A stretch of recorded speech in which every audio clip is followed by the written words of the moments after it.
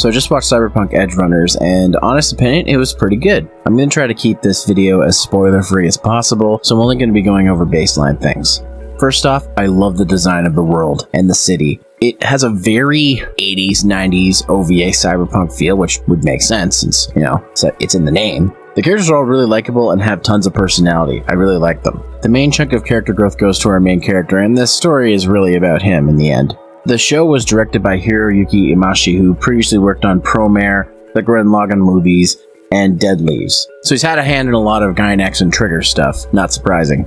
The animation this time around is, well, for Trigger, it's actually pretty tame for the most part. Don't get me wrong, it looks good, but if you're expecting the wild and crazy stuff that you get in series like Gurren Lagann, Kill La Kill, or Promare, you're not going to get that here. The animation for the most part is slick and subtle, only going over the top when it has to.